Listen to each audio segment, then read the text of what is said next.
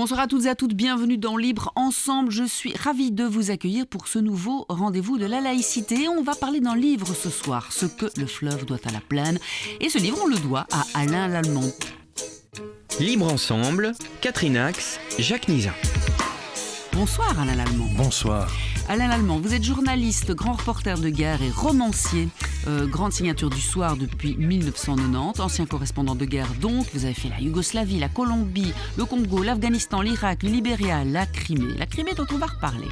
Journaliste d'enquête spécialisé dans les économies clandestines, vous avez aussi sorti de beaux dossiers Offshore Leaks, Panama Papers, Paradise Papers, Football Leaks.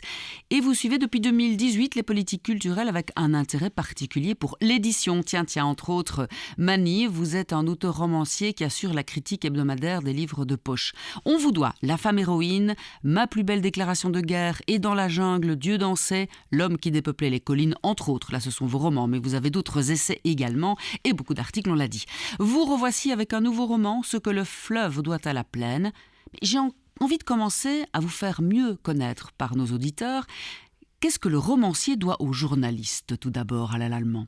Ça, c'est une excellente question. Ce qu'il ne lui doit pas, c'est des facilités de style. C'est-à-dire que la première chose que le romancier qui naît doit faire, c'est tourner le dos au journaliste avec ses tics, sa rapidité d'écriture, ce pointillisme, le fait de vouloir absolument que tous les détails soient vrais, c'est quand même l'obsession première des journalistes. Eh bien, le romancier doit apprendre à s'en détacher. Ça, c'est une véritable souffrance. Ceci étant dit, maintenant, il est évident que ce sont les limites du journalisme qui, à un moment, m'ont poussé à devenir romancier, où je me suis dit, tiens, essayer d'expliquer les aspects tragiques d'une guerre, les déchirures humaines d'un conflit en 5000 caractères, espace compris, et essayer de le faire comme ça dans l'instant. C'est intéressant pour expliquer un conflit à chaud, mais ça ne permet pas d'expliquer parfois des situations extrêmement complexes.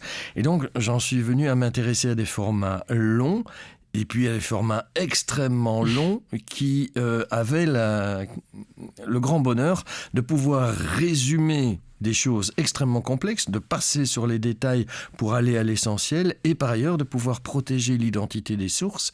Puisque j'étais dans le champ de la fiction, je pouvais inventer des personnages. Donc c'était pour moi très intéressant. Et puis il y a ceci, soyons honnêtes.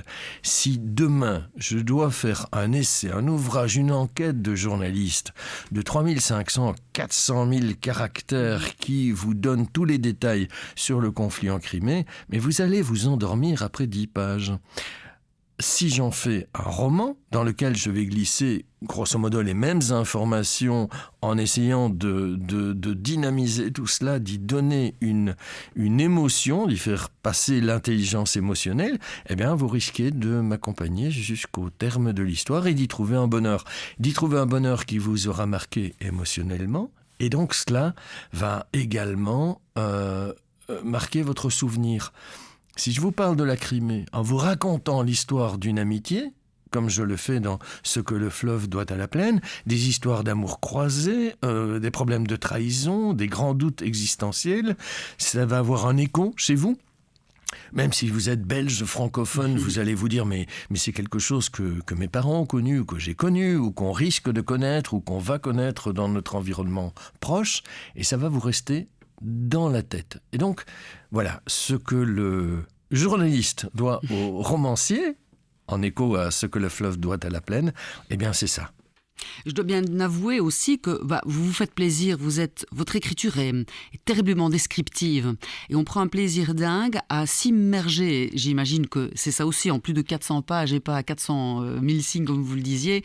Votre bonheur, c'est qu'on sent. Moi, j'ai l'impression que pour moi, ça a même été un livre presque olfactif. J'ai l'impression qu'on sent l'odeur des selles, des chevaux, de la plaine, de cette terre. Voilà, ce sont des contrées qui attirent, qu'on connaît fort peu finalement, mais qui sont un peu mythiques. Vous parlez des Cosaques, vous parlez des Tatars, vous parlez des steppes. Il y a un vent d'aventure. C'est nomade et à la fois très descriptif. Quel plaisir avez-vous trouvé dans cette écriture-là, Alain Lallemand ? Il y a quelque chose que le journaliste s'interdit, c'est de parler de ce qu'il a ressenti, du bonheur qu'il aurait eu, je ne sais pas, à être sur des éléments aquatiques ou être avec des chevaux, ou voilà. Or ici, le romancier peut, et c'est même sa mission principale, c'est de transmettre ce plaisir. La première chose dans un récit, c'est évidemment de transmettre du plaisir. Et donc, le bonheur que vous éprouvez quand vous vous trouvez en tant que journaliste ou dans n'importe quelle circonstance aventureuse, en montagne, à faire du galop, sur le dos d'un cheval, à vous retrouver en état de flotter, disons, 30 cm au-dessus de la selle, à ne tenir que parce que vous avez empoigné les crins du cheval et que vous avez encore vos pieds sur les étriers. Mais ce bonheur-là, vous allez travailler à le restituer dans les pages, vous allez vous mettre dans un état de transe pour essayer de vous souvenir de ces choses, vous allez faire une synthèse de tout ce que vous connaissez, du bonheur que vous auriez vous-même à lire ces pages, et si les gens reviennent après lecture auprès de vous en disant « Ah, vous savez, monsieur Lallemand, ces pages-là, c'est formidable, vous m'avez rappelé des souvenirs ou vous m'avez donné envie de retourner, faire de l'équitation, ce genre de choses. » Voilà, c'est gagné. Et ce n'est pas gratuit, évidemment, puisque dans les courses de chevaux que j'explique dans ce livre, c'est aussi une compétition entre des amis, mais dont l'un est tatar, l'autre russe, et il y a, derrière l'amitié, il y a toujours cette compétition, il y a ce problème de savoir, est-ce que je suis en train de jouer, ou est-ce qu'on est dans une véritable compétition, une véritable opposition. Toute l'ambiguïté est là, et c'est le plaisir du romanesque aussi, c'est de se dire, voilà, des images, des moments forts, des images de plaisir, mais qui répondent à une nécessité pour essayer d'emmener le lecteur, la lectrice vers autre chose, vers « Ok, on va vous parler d'une guerre, mais on va vous en parler avec des profondeurs humaines et en se faisant plaisir. » Voilà. C'est ça aussi, c'est l'empathie. Quand on plonge dans votre livre, on est forcément en empathie avec un peuple, des peuples qu'on connaît peu. Et alors ça remet en perspective évidemment les guerres, les crises qui sont très actuelles également. On va remettre le contexte. Le 27 février 2014, c'est bien ça, c'est la crise de Crimée. C'est déjà, le mot crise et pas guerre. Vous couvrez l'événement, votre rédac chef vous appelle au soir pour couvrir l'événement et vous partez en Crimée. Est-ce que vous connaissiez cette région ? Est-ce que vous y débarquez sans rien connaître ? Et qu'est-ce que vous y découvrez ? Et qu'est-ce que vous en ramenez ?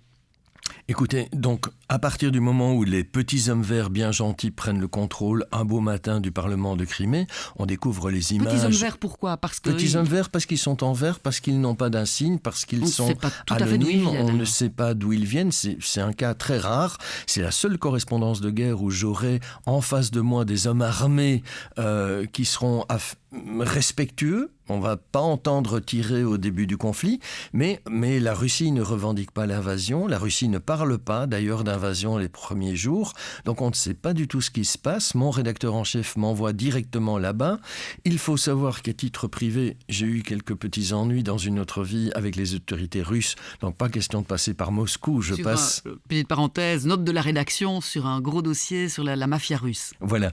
Et donc je suis persona non grata à Moscou. Donc je passe par Kiev, et Kiev où je connais bien les journalistes parce que les grandes enquêtes du soir m'ont permis quand même de beaucoup travailler avec les Ukrainiens. Je connais bien l'Ukraine.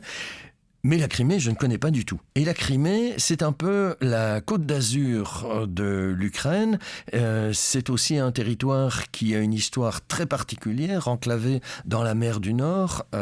C'est le grand orgueil de l'empire, de l'ancien empire russe de la Grande Catherine. Donc il y a à la fois un attachement russe, mais il y a des intérêts qui sont extrêmement concrets sur la Crimée. Je découvre là un peuple mêlé. Ça, c'est la première découverte. C'est-à-dire, vous avez à la fois des Ukrainiens et des Russes, rien de très particulier. Par contre, vous avez une population tatare, donc une population musulmane qui s'est installée là-bas lors des invasions de Gengis Khan, qui a développé un grand khanat, donc un pouvoir local selon les règles du Khan, et je m'aperçois immédiatement que les populations sont en train de s'interroger sur ce qu'est cet envahisseur, ce petit homme vert.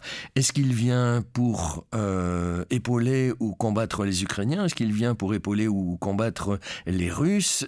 Et les Tatars ne se posent même pas la question, ils savent qu'ils ont toujours été les victimes de n'importe quel envahisseur, ils savent que ça a morflé pour eux au XVIIIe siècle, ils savent que ça a morflé pour eux en 1917 lors de la révolution bolchevique, ils savent que ça a morflé pour eux en 1944 lorsque Staline a décidé de les purger, et ils ne sont plus guère qu'un peu moins de 300 000 au moment où se déclenche l'invasion russe, donc ils se disent « ça va être pour notre pomme ».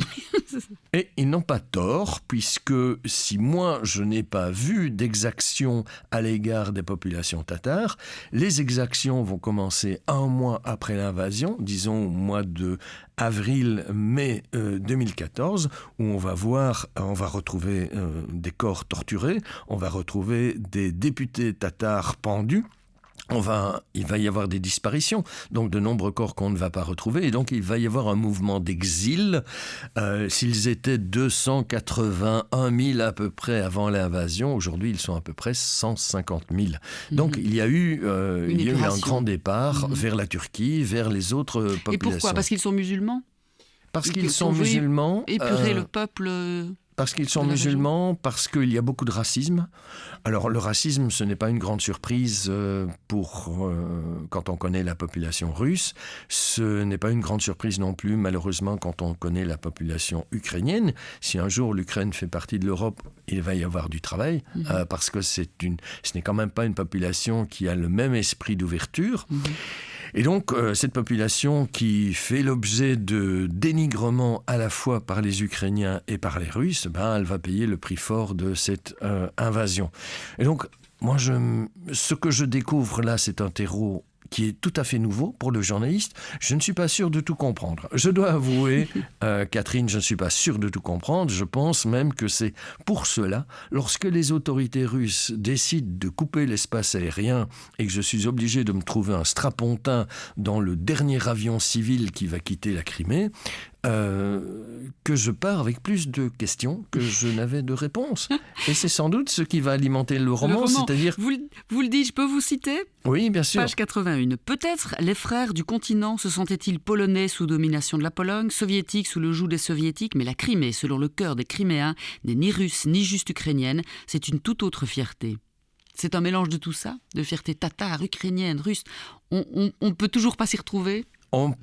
Moi, je pense que je commence à avoir des lignes directrices. Mais ce qui pour moi était la grande interrogation, la grande surprise, et aujourd'hui le grand écœurement, c'est la désinformation russe. Ça, c'était très fort. Donc, il faut imaginer que ces troupes qui avancent sans un signe, rappelons-le, sans identification, donc en infraction complète avec le droit de la guerre, ces troupes vont commencer à installer des tentes dans les grandes villes de Crimée, et sous couvert d'associations, d'organisations non gouvernementales, c'est évidemment du pipeau, c'est Moscou qui est derrière tout ça, vont installer donc des tentes, vont recruter des milices civiles pour essayer d'appuyer l'envahisseur, vont faire des appels à support, nourriture, ce genre de choses, et vont demander aux Criméens de ne surtout pas écouter ce qui est diffusé sur les télévisions et les radios ukrainiennes, ou les télévisions et les radios tatares, puisque ça existe encore à l'époque.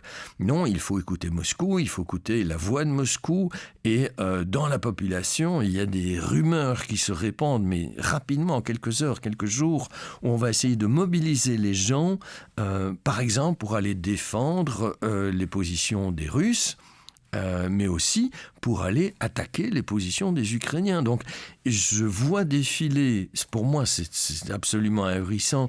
Vous savez, Catherine, que j'ai beaucoup travaillé en Afghanistan. Je sais quel prix les troupes soviétiques ont payé en Afghanistan. Je sais à quel prix ont payé aussi les Criméens qui sont morts sous drapeau soviétique en Afghanistan. Et vous voyez ces anciens combattants d'Afghanistan qui sont tout d'un coup mobilisés comme un seul homme pour se rassembler au cœur de la capitale régionale et commencer à protéger les infrastructures qui sont favorables aux Russes et faire des piquets d'occupation devant les positions militaires ukrainiennes. C'est absolument ahurissant. Pour moi, c'était un autre monde. Je me dis, mais c'est eux qui boivent la vodka, c'est moi qui suis en train de délirer. Il y a quelque chose que je ne comprends pas.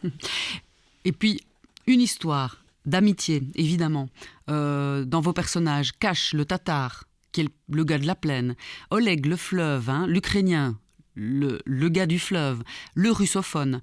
L'un représente donc la plaine, l'autre le fleuve. Des amis qui vont devoir, avec la crise, se réinventer.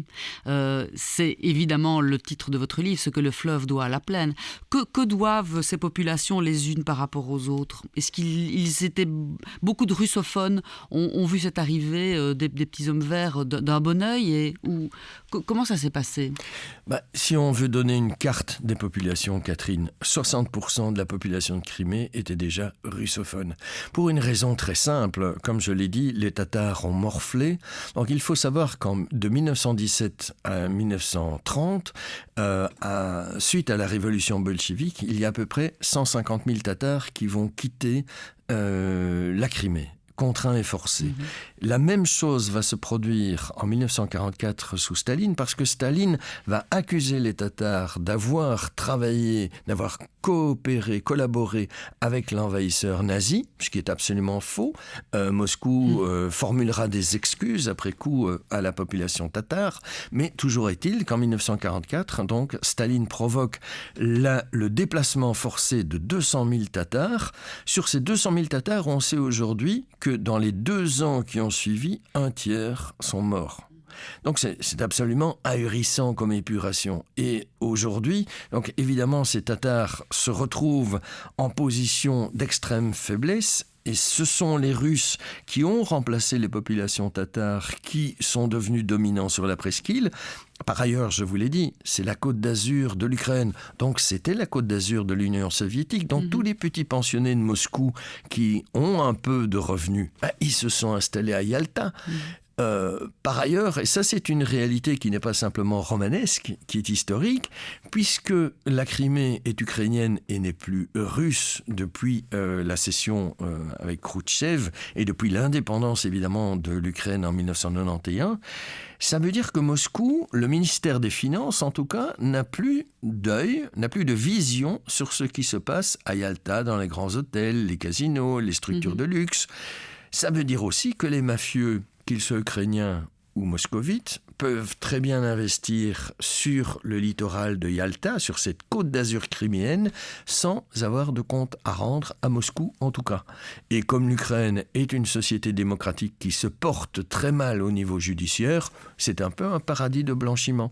Donc c'est très intéressant pour certaines populations d'aller couler de derniers jours heureux le long de la mer Noire.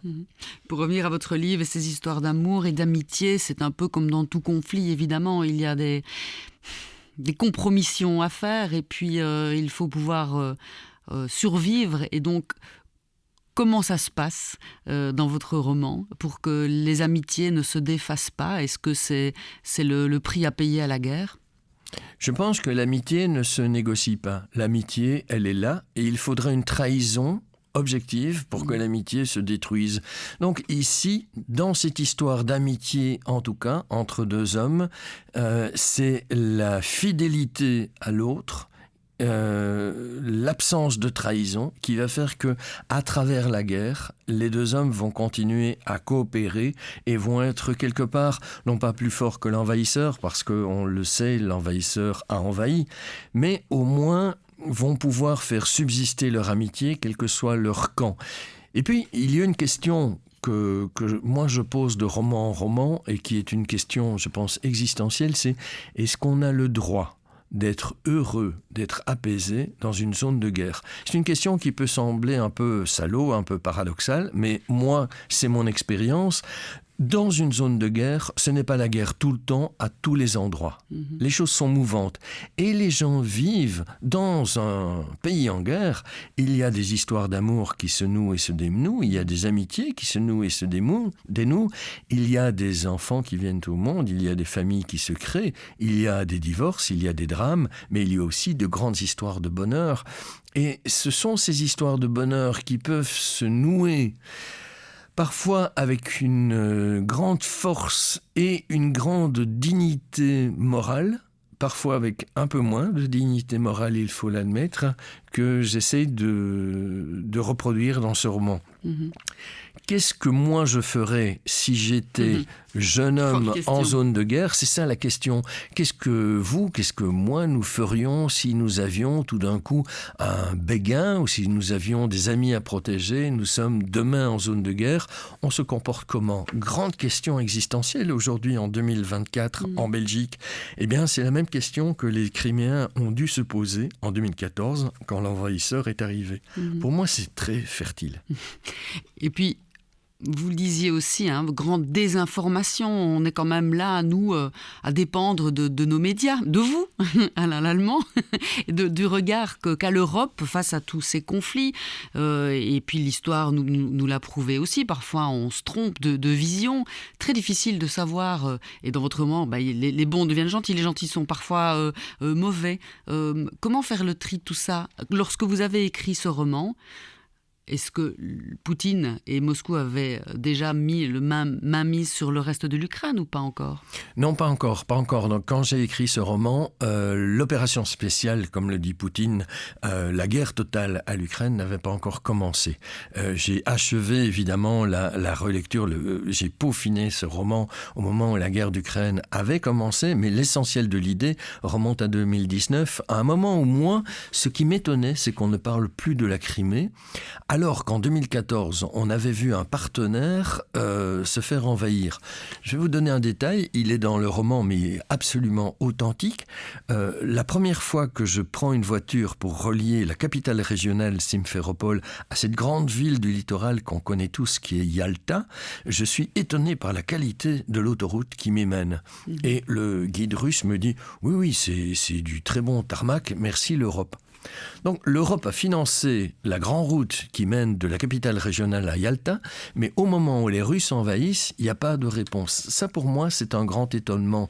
Je vous ai dit, quand j'ai dû fuir la Crimée, parce que les Russes coupaient l'espace aérien, j'avais plein de questions sur les oppositions entre les populations, mais j'en avais aussi une énorme qui était de me dire, mais enfin, de manière très claire, c'est la Russie qui est en train d'envahir, elle est là, elle va rester, c'est quand même un coup extraordinaire de Poutine, et pourtant, l'Union européenne ne réagit pas, les États-Unis d'Obama ne réagissent pas. Il m'a semblé qu'il y avait un incroyable abandon, un manque de solidarité de notre part et un aveuglement, parce qu'il est clair que ce qui se produisait en Crimée annonçait d'autres choses qui allaient venir dans le Donbass et qui sont déjà en train de toucher évidemment la Géorgie et qui peut-être demain toucheront la Moldavie. Donc il y avait là quelque chose qui nous interpelle, mais qui nous interpelle extrêmement profondément. Ce roman, il nous parle des conflits entre populations qui sont imbriquées avec différents rôles linguistiques, avec différentes sensibilités religieuses. Je pense que pour nos auditeurs belges, ça doit leur rappeler quelque chose. Ça doit leur rappeler ce qui peut arriver à un petit pays où il y a plusieurs langues qui coexistent, où il y a normalement des règles du jeu. Si demain ces règles du jeu sont bousculées, que deviennent mes amitiés intergroupes linguistiques? Que devienne ma vision, mon identité même de l'endroit où je vis. Je peux, moi, c'est un cas particulier, à l'allemand, dire je suis francophone, belge, de formation plutôt slave. Vous êtes wallon, vous êtes né dans la vallée de l'Ourthe, ne l'oubliez pas. Je suis même principautaire. Je suis même principautaire. Et par ailleurs, voilà, je le dis en ouverture de ce livre, en avant-propos, moi je suis né à l'ombre d'une colline au croisement d'un ruisseau et d'une rivière. Voilà. Donc je pense que c'est important de savoir d'où on vient et on se pose toujours ces questions existentielles à partir du moment où on entre dans un conflit. Et l'Europe, la vision de l'Europe, on va sans doute terminer là-dessus, Alain Lallemand. Que pensez-vous de cette Europe d'aujourd'hui? Doit-elle être renforcée? À qui va-t-elle faire confiance dans l'avenir? On a toujours eu le grand frère américain, mais force est de constater que si Trump est élu dans quelques mois, il faudra oublier ce grand frère. Il y a l'ombre de Poutine qui est très fort de l'autre côté, l'Inde, la Chine. est-ce qu'on peut faire cavalier seul? Est-ce qu'on peut être fort en Europe, nous, les Européens? Les Européens peuvent très bien être très forts. Je pense simplement qu'il y a encore un réflexe nationaliste qui nous empêche, c'est vraiment la clé de voûte, d'avoir une défense européenne. J'ai également... Il paraît qu'on est nulle part là pour le moment. Je ne dirais pas qu'on est nulle part. Il faut quand même savoir que nous avons à Strasbourg un corps de réaction rapide. Simplement, nous n'avons pas encore, et ça c'est le nerf de la guerre, nous n'avons pas mis ensemble, priorisé les budgets nationaux pour aller vers des mêmes objectifs. C'était un cri d'indignation en Belgique quand nous avons acheté des F-35 américains. C'était une absurdité. C'est l'ancien correspondant des affaires militaires qui le dit, nous aurions dû faire vivre évidemment notre industrie européenne. Et aujourd'hui, on se rend compte que la décision qui a été prise à l'époque par le gouvernement était une mauvaise décision. Mais ceci étant dit, la bonne décision était à l'époque de dire on va mettre des milliards dans la défense. Alors c'est toujours particulier de dire, c'est toujours douloureux pour un gouvernement de dire voilà, nous sommes en difficulté budgétaire, nous sommes en difficulté budgétaire depuis les années 80 et il faut absolument renourrir notre armée. Je ne suis pas un militariste. Je constate simplement qu'on ne peut discuter en démocratie que pour autant qu'on se donne les moyens de se défendre. Cela passe pour nous en Belgique par une capacité aérienne renforcée et unifiée au niveau européen. Ça passe par d'excellents choix que nous avons faits en matière de forces spéciales et de déminage. L'Ukraine a un besoin vital de déminage à l'heure actuelle. La Belgique peut fournir, mais de manière absolument incroyable. Nous avons une capacité de déminage de la mer Noire, par exemple, qui serait absolument utile aux Ukrainiens. Et nous avons une capacité de déminage des terres autour du Donbass qui, pour la Belgique, est absolument fantastique. Si nous avons demain un gouvernement qui a un peu de solidarité, un peu de vision européenne, je pense que boots on the ground, des hommes sur le terrain, pas pour combattre, pour déminer, ce serait une excellente idée pour la Belgique. Mais si on voilà, c'est peut-être l'avocat du diable. Si on défend l'Ukraine, c'est par peur que Poutine prolonge son emprise sur le reste et d'autres pays, ou c'est véritablement par amitié pour l'Ukraine? Vous disiez tout de même qu'il y avait de sérieux changements à faire au sein de la société ukrainienne, très raciste, très extrémiste aussi. Ce ne sont pas nos copains non plus s'ils entrent dans cette Europe-là. C'est plutôt par peur de voir notre démocratie s'effondrer qu'on défend l'Ukraine. Oui, mais nous continuons pour l'instant, nous poursuivons notre digestion lente et démocratique de la Roumanie et de la Bulgarie. Admettons que rien n'est arrangé à ce niveau-là. Je pense qu'il nous est tout à fait possible d'assimiler l'Ukraine, qui aurait une importance vitale en termes économiques pour nous, parce que ça reste un sous-sol extrêmement riche et ça reste un grenier à blé. Donc nous pouvons être intéressés d'avoir l'Ukraine, mais surtout, c'est une manière de se faire respecter. Je pense qu'il y a une volonté de la population ukrainienne qui était très claire lors de la révolte de Maïdan d'appartenir, de se rapprocher de l'Union européenne. Nous devons venir en soutien de cela. Si demain nous faisons des concessions avec Poutine, des concessions un peu lâches, comme nous en avons fait avec la Turquie sur Chypre, je ne vois pas très bien où va le projet européen.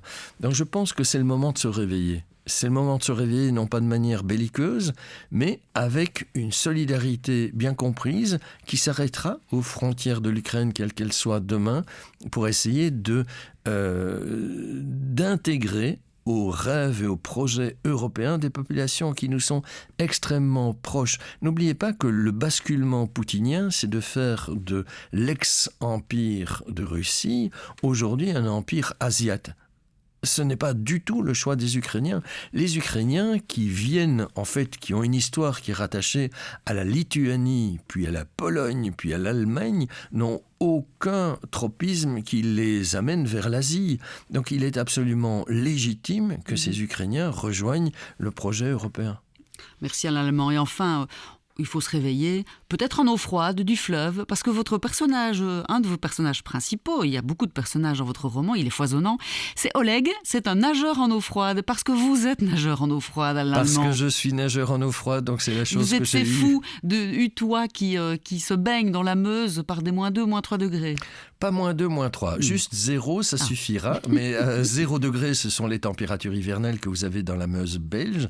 Et j'ai fort apprécié pendant l'écriture de ce roman que, par exemple, les Tchèques de Prague m'expliquent comment ils se réchauffaient, parce que j'ai été prendre des bains également dans les cours d'eau tchèques. Vous savez qu'ils ont une grande compétition le lendemain de la Noël chaque année. C'est absolument ahurissant de se baigner par 3 degrés.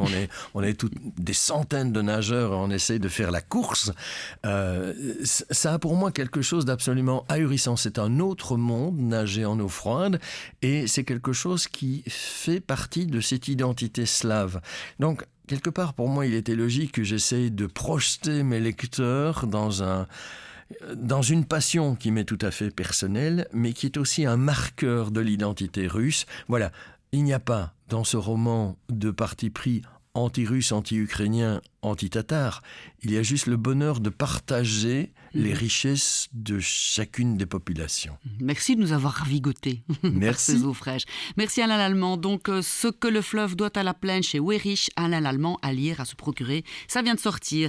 Merci d'avoir été là avec nous, Alain Lallemand. Merci Catherine. Merci à tous ceux qui ont fait le choix de nous suivre ce soir. On se donne rendez-vous la semaine prochaine pour un autre rendez-vous de la laïcité. Merci.